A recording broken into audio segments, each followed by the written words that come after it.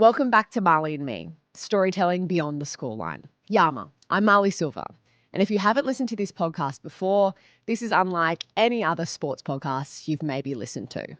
There's no game analysis, we're not worried about the highlight reel or the stats. These are conversations that get to the heart of the athletes. This year, I've had the great pleasure of sitting down with so many beloved NRL and NRLW athletes through my role with 100% Footy and other parts of our broadcast here at Nine's Wide World of Sports. And over the next couple of weeks, you'll get to hear the raw, extended versions of these chats in a couple of mega episodes. This is part 2 of 2 episodes that pull back the curtain on the Melbourne Storm. A few months ago now, I received a phone call from one of the Melbourne Storm staff members, letting me know that they were gearing up for their first ever mental health focused game. They wanted to start a conversation, destigmatise talking about mental ill health, and encourage their fans to check in with each other. I was really chuffed that the club reached out to me in particular to come down and talk to the 3 players who were going to be ambassadors for this Tackling Tough Together game. It was nice to know that there was some trust instilled in me to handle these conversations with care, and also a reflection of my genuine and long-held passion for having conversations like this. I particularly loved when the game came to be at Amy Park a couple of weeks later after these conversations you're about to hear, that the club encouraged their fans to take a moment's conversation instead of a moment's silence. So just before kickoff, they got everyone in the stadium to take a moment to turn to the person next to them and check in with them. It was really powerful, and I think it worked so well, particularly for their first time doing something like this at a home game. So these next 3 conversations you're going to hear are from the ambassadors. They each are Melbourne Storm stars in their own right, but also have a personal passion and lived experience when it comes to mental health. They're really powerful. First up, it's Josh King. Well, Josh, this is an exciting time for the club doing this inaugural game focused on mental health.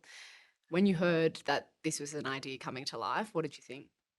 I think it's great the club's taking the initiative to, I guess, be a bit of a leader in this space and start taking on board. For the most part, men's mental health has been a bit of a taboo topic and probably something that hasn't been spoken about as much. And I think especially in our game, you see all the big hits and the tough men and all those sorts of things, but probably don't see the other side of it. And I guess we all have our own battles with mental health at one stage or another. And I certainly, through rugby league, probably faced that early on in my career, and I'm happy to face all the big hits and the train and the wrestle sessions, but you probably don't realise the mental game far outweighs the physical game, if you ask me. So I think just being able to speak up and I guess be a leader in that space is really, really special. When did you first start thinking about the mental fitness side of things in your career? Probably early on. I think in the first couple of years, I probably got thrown into first grade a little bit before my time, I guess. I was at a club that was struggling a bit back home in Newcastle, and I was really lucky to have an opportunity to debut. But I think with that comes a lot of pressure and expectation. And early on, you don't have any expectation in yourself because you're so happy to be playing first grade. But as the years went on, you're sort of expected to perform each week, and in a spot where you probably, if you didn't perform, you didn't get dropped, you sort of got thrown back in there. So I was in a bit of a place where I was bit unhappy in life and a bit unhappy in the game, and I was sort of struggling for answers, but being able to recognise that, I think, and try to put some things into place to get yourself back on the right track, and that's what I was able to do probably before I got too far down the wrong trail. And that's, for me now, I think it's put me in a really good spot. Obviously this year we've had a few losses and different things, but I think I've been able to handle that really well based off some of the things I learned early on in my career. When you say you were able to recognise what was happening, what did it look and feel like when you were struggling, when your mental health was heading down that unhealthy path? I found myself isolating myself from people, especially like my family and that. I remember after games, having a bad game and just not wanting to go home, just wanting to sort of drive around town or go somewhere and be on my own because I couldn't handle having to face people, and they tell you it's all going to be okay and you weren't that bad and all those sorts of things. And you're within yourself. You did have a bad performance or something like that, and you just don't want to have to face the music, I guess, a little bit. I think I was really unhappy, and I wasn't even sure if rugby league was something that I wanted to keep pursuing.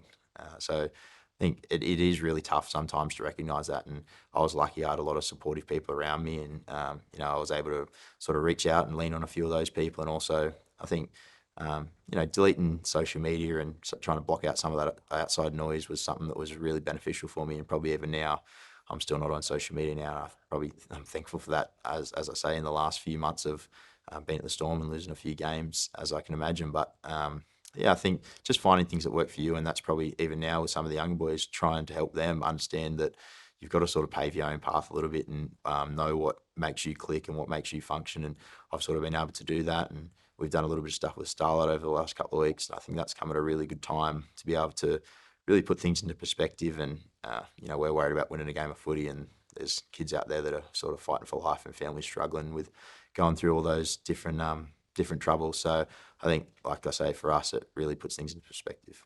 Before you reached out to ask for help, did you have any hesitation? Were there things that you were scared of? Yeah, certainly. I think there's always that stigma around reaching out, I guess, and being weak a little bit. And I still think that is there today. You don't want to be that person that sort of breaks first. But I certainly think as time goes on, we've gotten a lot better with that. And even now, we're really in touch with, I guess, speaking about our feelings. And even within the group, we have different sessions where we're able to sort of voice opinions and how we're feeling within a game, outside of a game, how we're going at training. I just think that it's so powerful to give, especially young boys, an opportunity to speak out and have a voice and have an opinion on different things. For me, I remember early on, as I mentioned, deleting social media, different things, but going and seeing a psych and having conversations with him. And I think for me, some of the best chats I had with him was probably when I was actually going really well and I was really happy again. He'd sort of seen the growth from being in a bad spot to being in a really positive place and seen the growth in me, I think. And, for me, I look back at those times and the amount of change, I think, just the growing up and maturing I did, being able to understand my own feelings was really, really good for me.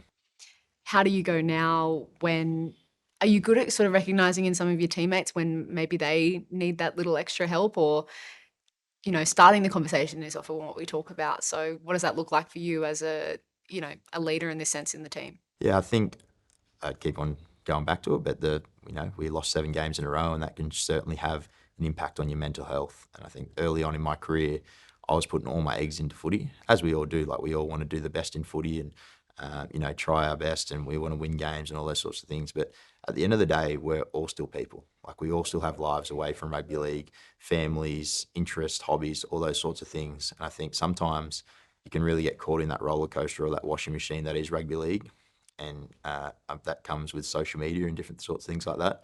And I can remember sort of having a chat with a few of the boys about maybe trying to get away from that.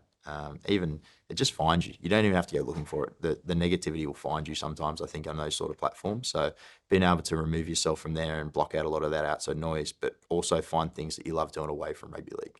So have passions outside of footy, and that's what, for me, I always think about, like, what's the best day in my life look like, and that's what I'm going to go do, because that's what makes me happy. So just being able to enjoy things off the field and really get yourself set up in a positive mindset, I think, is really important. On a practical level, if there is someone watching, listening, who wants to reach out to their friends, either to ask for help or to check in on their friends, like what does that look like? How do you build that practical kind of tool set to be able to, be good in terms of a support to the people around you? Understanding, I think, that there is always someone that cares. And, like, I like to think about it. I remember I did some things early on in my career, and it's something to think about, I reckon, is the people that really care enough about you and have your best interest at heart. I think sometimes when you fall into hard times or into dark places, it's really easy to get caught up into that spiral. And I know I was in that spiral a little bit, where you're trying really hard and you want to be happy, but you just kept on getting dragged down, and you sort of forget about those people that really care and that, I guess, have your best interest at heart. So to have a bit of a support network around you, that even though you might not be going through tough times now, that you know that if things do go bad, that you can rely on. It might be friends or family or teachers or coaches, but just knowing the people that respect you enough and have that your best interest at heart is really important. But I think, as I say, just being open, and I don't think anyone would turn you away if you opened up and said, you needed help. There'll always be someone that's willing to help. So I think that's just being able to recognise and know who really loves you. What do you hope this game achieves for the Storm and the Storm community? I think it's just bringing the importance of being able to speak up, and that it's I guess it's the old saying, it's not weak to speak, for understanding that, again, that we're athletes, professional athletes as such, that go out there and play this sport, and people probably put us on a pedestal a little bit, but we're exactly the same as everyone else out there. We have the same struggles, the same issues, and we're willing to reach out for help. We're not afraid to reach out, and you should be able to do the same as well. Everyone's important, and like I say, someone always cares. So that's probably the biggest thing for me. Why do you think it's important that sport and athletes like yourself do have these conversations?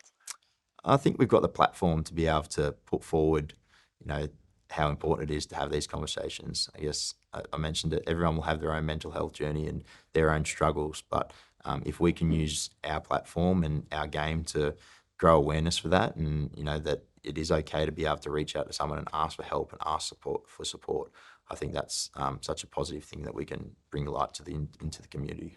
Now, you're wearing a hat that says "Tackle Tough Together." Talk to me about what that means and how that encapsulates what you guys are doing.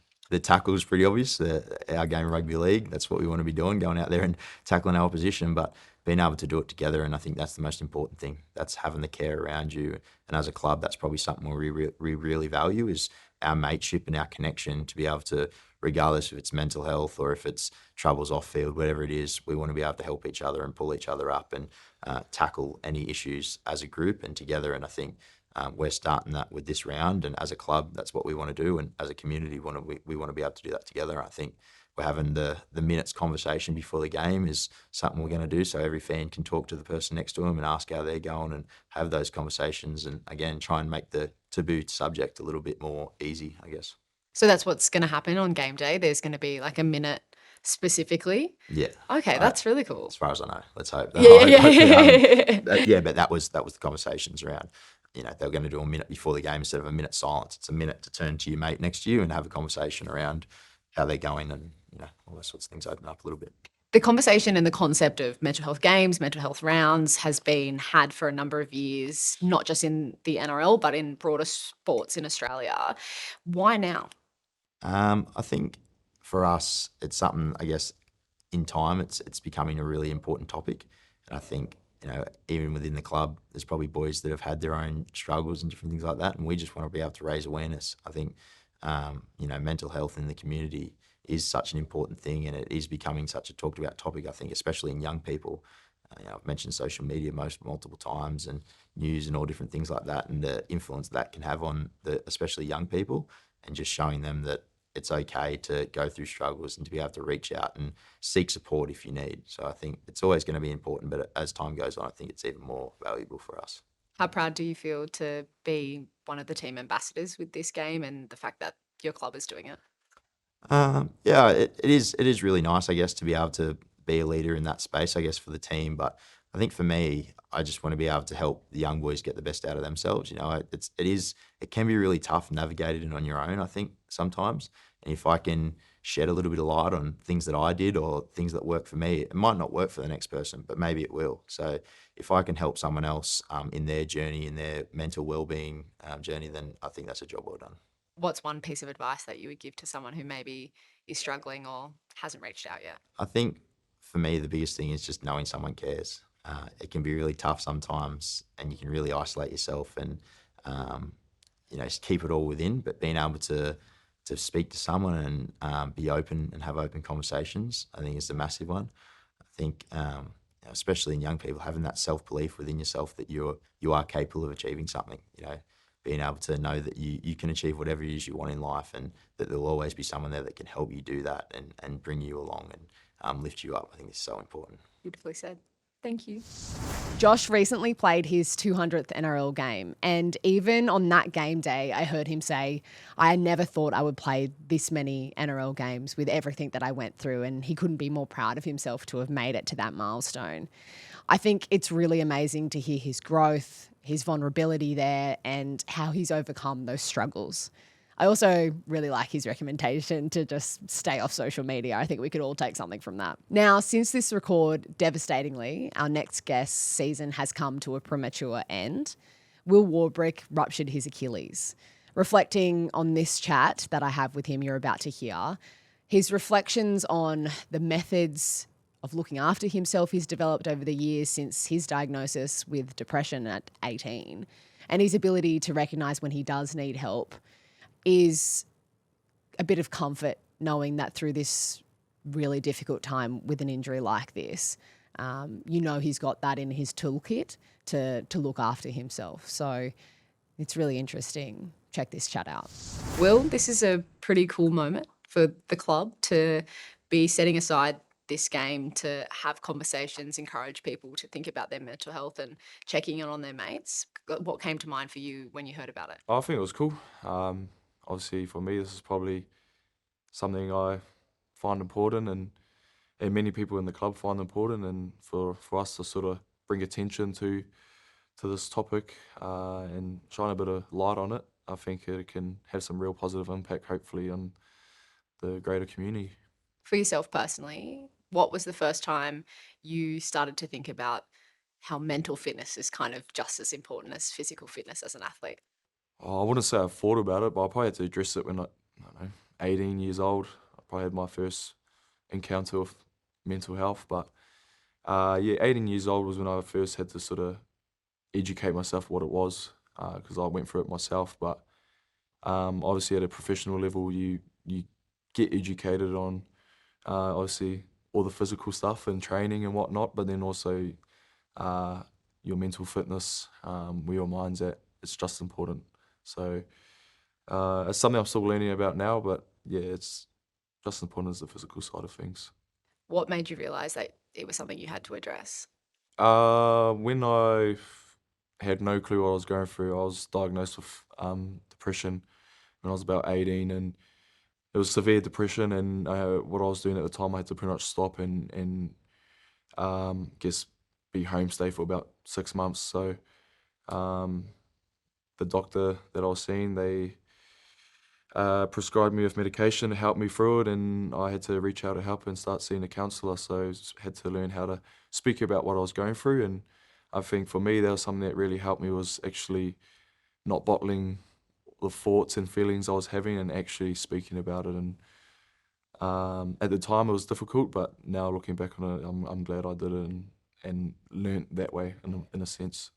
When you were in those kind of darkest moments, were you scared or hesitant to tell the people around you in your support network? Yeah, I was scared. I didn't share it with my closest people, my family, and I think even though they sensed something wasn't right, they were trying to help me. I just couldn't open up to them and share that with them, and I think part of that was because I didn't really understand what I was going through as well. Like, I had zero education. I was only 18. The feelings and thoughts I was having, I couldn't comprehend, and so I struggled to reach out for help because I didn't know what I was actually asking for help with.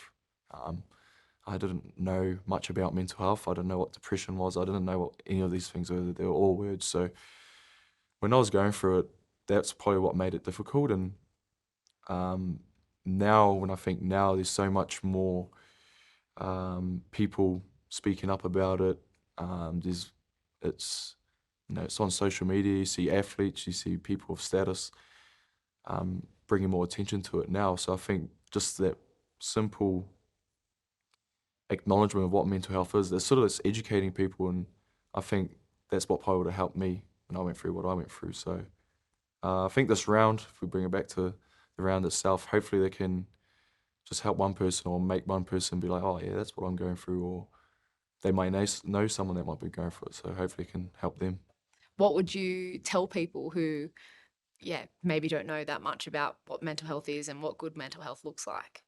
I'll just check in with people and be genuine. I think sometimes, as men, we struggle to sort of check in. We always sort of have banter and whatnot, but just a simple message, catch up for a beer or whatever you do, like just check in with your mate, and then also check in with yourself.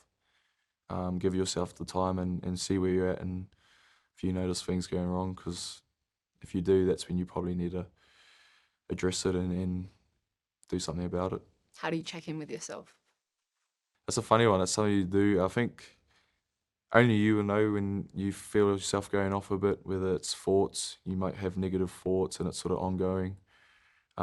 People may notice it in your circle. You're not doing things that you enjoy anymore. I don't know. There's many different ways, and I'm not gonna try act like I know because I don't. But um, I think the simplest way to put it is when you find yourself, you feel like you're not right, you're a bit off, and you feel like your mind goes wandering a bit with your thoughts. I think that's when you might need to address something there. What do you do personally though? Do you have like do you meditate? Like what's your thing that you go to? Yeah, I try to do a bit of, like some mindfulness stuff. Sort of in the morning, I try to, I guess, give myself a bit of time and just check in with where I'm at. I try to sometimes still go see a person to just speak about where I'm at, whether it's negative or good. I think sometimes we wait till it's real bad to speak to someone, but sometimes it's good to just check in when things are going okay. And I think it's nice to sometimes get things off your chest and just share what you're thinking. I journal a lot. That's something that's helped me personally, but there's many things you'll find that can influence and impact your well-being and help you. And I think for my journey, I've tried a few things, but then I figured out what works for me, and I just keep doing those things. I think that stigma is a word that still comes up a lot when we talk about particularly young men reflecting on their mental health or being vulnerable or being open. Do you think that that's something that's changed since you were 18 and going through that? Yeah, I think things have gotten better, and we're sort of heading in the right direction. But I think like there's still plenty of work to be done, and we should all be trying to improve men's mental health in a way or have an impact on it. It's still to me, I still think it's a problem out there in the world, and let alone Australia or back in New Zealand. It's something that still needs a bit of attention, I guess. Which is the significance of an event like this, right? Yeah. So, you know, why do you think it's important for your club and yourself as an athlete to speak out in this way? I just hope it can just relate to people, to anyone. Obviously, the club, people, the players, we have a platform, and it can be useful, but at the same time, we're humans as well, and we're going through something that anyone else could be going through, and hopefully there's something that they can relate to, and we can connect with them, and I guess encourage everyone just to take this seriously and keep bringing attention to it. Yeah, how do you hope it impacts the people in the stadium watching this story, hearing you share what you've been through? If it just encourages someone to reach out, or if they need help themselves, to just be able to speak up, or for people to just be able to check in on their own loved ones or their friends, and just be able to check in with them, because they can have a massive impact as well. You're wearing a hat that says "Tackle Tough Together." What does that message mean from the club? There's no point trying to do it on your own. That's how I see it. It's just you'll get better results, or you'll go further if you do it together with people around you. So don't do it alone. The Storm are probably the third club in the NRL to do a game or a round like this. Do you hope that there's more attention from the sport at large, more clubs doing something similar? Personally, I think if this was something that NRL got behind, I feel like the impact it could have will be so valuable to not just men's mental health, but to everyone. You think about men's mental health, but then there's a family around those men. I think it'll just have a great impact for everyone, and it's a powerful thing. No better time to do it than now. And we wish Will all the best in his recovery. I'm very grateful for his generosity in that conversation. Our final guest of this episode is the first NRL player I've ever met who is completing a psychology degree at university while he's playing. Pretty impressive stuff. Alec McDonald shares how what he thought were stomach pains led him on a path to understanding mental health, how anxiety manifests, and it speaks to why he is so passionate about it and why he is pursuing this particular area of study. This is Alec. Alec, what was your first thought when you heard that the club was doing a round like this? Excited, yeah. It was I've been saying, like, rugby league's been like a great platform for me to start working on any like mental stuff that I've gone through and learning about it, because it's such a high pressure environment where you're forced to like have to, you know, tackle any issues of anxiety or pressure and blah blah blah. You're forced to do it, which has in turn like helped me away from footy as well. So anyway, it's like it's nice. It's like a platform where we can, you know, share stuff about this to regular people who probably don't have that push or that opportunity. So some people might not fully understand what you know some mental health issues are and how they work and what to do, what they can do, and stuff like that. I know that's what I was like when I first started looking into this stuff and learning. So hopefully it's a platform where, you know, we people that don't understand what they're going through, or what, like we say, is a bit too shy or nervous to, you know, speak up or try and learn and work on these things, realize that it's actually smart and proactive and brave, and, you know, yeah, it's going to be really helpful for people. What was the first time that you realised that thinking about your mental fitness is just as important as your physical fitness? For me, I remember it started when I first started playing for the Storm, and like I would always throughout the week just constantly rehearse the game, and like I used to just think it was because I cared and it was good and blah blah, which it, in a way is. But what I started learning was I was getting like stomach pains during the game. I used to think, oh, it's like a diet thing, and saw the dietitian and this and that, and then wasn't really getting much from that. And then I kind of started to realize it was more like the nerves and anxiety and stuff like that, and like, you know, just always being in fight or flight was causing, you know, like my nervous system to be all round up, and then your digestive system doesn't work, stuff like that. And that's kind of how I come onto it. That was the first thing where I started tackling, and then getting more into it and understanding, I started realizing, like, you know, when you're not as anxious, nervous, when you're happier, you're going to perform better, you're more present, happier, more quality of life throughout the week, like I used to be. So like, you know, you play the game, the moment after the game was great because, you know, you just achieved something, you're all good, you're happy for 24 hours, but then it's, oh crap, now I'm nervous again for the next week. And, you know, it's not a healthy way to live, and it causes burnout and stuff like that. So it really caused me to start tackling that issue and like looking into ways I can get better and learn and, you know, get a good foundation and, yeah. Taking the first step to reach out or to even know where to go when you're struggling with something like that, I feel like a lot of people can feel confused or Yeah. just unsure. So how did you figure out, you know, oh, I've got to reach out to someone at the club, or Yeah. what was it, that first step you took? Yeah, luckily the club's very like supportive with stuff like that, and I would have just been talking to someone, oh, talk to this person, talk to that person, blah blah blah. And it also takes, you know, people to have an open mind about stuff like that, to do it themselves. Luckily I had one, and yeah, had that open mind, and then just can't remember the first conversation, but I would have asked someone and started learning, and then, you know, people would have told me like, oh, read this book or do this, and I read that book, read this, blah blah, slowly learned more and more, and just went from there. Eventually started seeing a psychologist later on, so I could actually, you know, get some proper health and maintenance, stuff like that. And then, you know, learn about meditation, mindfulness, all that stuff. There's so many different avenues and different stuff works with different people, but yeah, learning about all that stuff definitely helped me. Yeah. You said you have an open mind and that's what helped you Yeah. explore that. Stigma is still a thing that is around mental health sometimes, Yeah. particularly with young men reaching out. Do you think it's gotten better? I think so. I think like, I don't think there's anyone who's gonna tell you like, oh, it's a bit weak to, you know, go speak to someone, or man, we don't need to do that or this. I don't think anyone would say that or thinks it, but I still think then like people like, I don't know, say for example myself would say to my mate, oh mate, like, nah, it's all good, you can go talk to someone or do this. But then if it happened to me, I'd be like, oh nah, you know, like it's easy to tell someone else that, hey, it's not weak, you can go speak to someone, but to actually go do it yourself, that like takes a bit more braveness, I think. Do you think having conversations like this can help change that? I hope so. I guess all we can do is try. Yeah. I think so. I think just making a positive influence for people and just showing that the stuff does help, and it's not a big deal. Like you hurt your body, you go see a physio. Like if your headspace isn't good, you got to go get that sorted out, because if that's not right, well, nothing else is going to be. That's where everything starts, is in your brain. So yeah.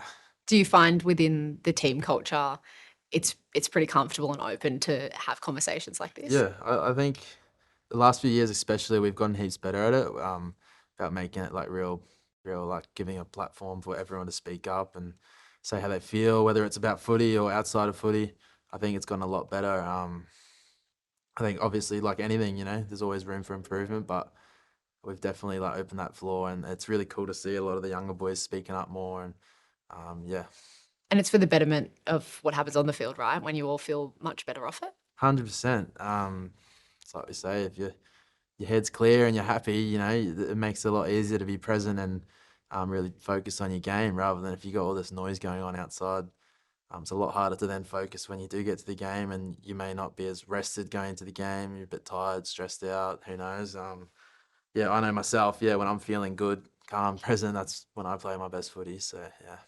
You mentioned meditation, mindfulness. What is in your toolkit to look after yourself? Yeah, I go through different stages doing different things. I definitely, use meditation every now and then to just try and quiet my mind. I find, my personal thing would just be like a lot of noise in my head, a lot of repeating thoughts and stuff like that just gets exhausting, if I'm being honest. So I just try and manage that. Obviously, like there's lots of ways. Like I said, meditation, like rest, stuff like that, just makes it a lot easier to suppress those unwanted thoughts and stuff like that are just not needed. Everyone's different, but like it could be reading, like I said, meditation, sleep, healthy diet, exercise. But hard for us because we exercise during the day, so you can't just go for a run at night. But just find different outlets, seeing the psychologist, and all kinds of stuff. Yeah. And staying off social media? Yeah, that's another one. Is if you can avoid, cues that are going to make you start thinking about stuff you don't want to, you should. It's the easier way, yeah. I feel like mental health games or rounds have been spoken about as something that should happen in the public for a couple of years now. But why now? Why is this game significant and important now? Honestly, I'm not sure. It was the Storm staff that decided to push for this, which I'm happy about. Like I said, I usually try and stick to my role, which is playing footy, but they've gone for it and said we need to do this, and I'm all for it. Like I'm probably at a like I say, I'm still, myself working and learning about this stuff. I'm still young.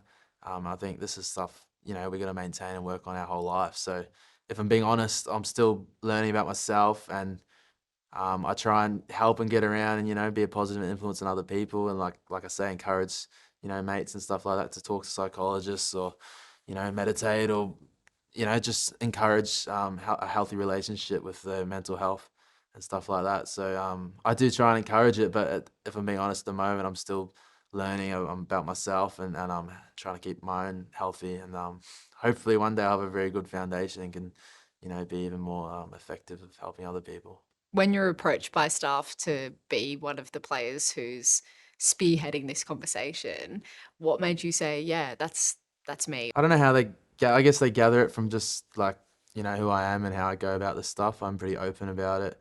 For one, I study psychology, so I think that's why Youngie asked me to do it. He knows I'm pretty passionate about it. But I don't know. I kind of take a bit of pride from it when they ask me. Like there's a lot of guys, and if they're asking me to because they think that I'm a good suit for driving and pushing this, like I'm pretty proud of that, because like I said, that's something that I think is so important. And if they're recognizing that I'm someone who can help with that, like pretty happy with that. Yeah, I think studying psychology is a pretty significant thing and a pretty cool avenue that you're obviously doing whilst you're being a footy player. Was that inspired by some of your own experiences early on? Yeah, I think that's where it come from. I said I started reading all the self-help books and this and that, and learning a lot. But it kind of crossroads too. Like I was my second year, and I kind of needed to start doing something outside of footy anyway. And I went, oh well, I'm reading about it heaps anyway. Might as well just start studying it. And that's how it kind of started. So yeah, That's pretty cool. yeah, it works hand in hand. Like it helps with footy, helps with life, and then hopefully set me up with stuff later on to help other people or career-wise, and who knows. But yeah, no, it's cool. You're wearing a hat that says "Tackle Tough Together." Mm. What does that messaging mean to you? Tackle tough together. I think it's obviously, like we say, we're using this round to, spread the word. And I think that's kind of what it's saying, is like, we need to do this together. You're not on your own.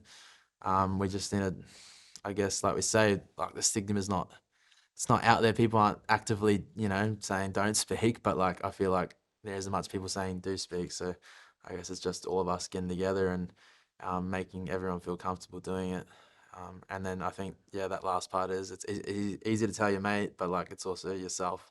You need to be brave to be able to go speak up or do what you got to do as well. Yeah. The situation with particularly young men's mental health in Australia feels quite urgent right now. It's some pretty horrible statistics. It's not going to be solved overnight, but how do you hope games like this one and what comes after it continues to impact people?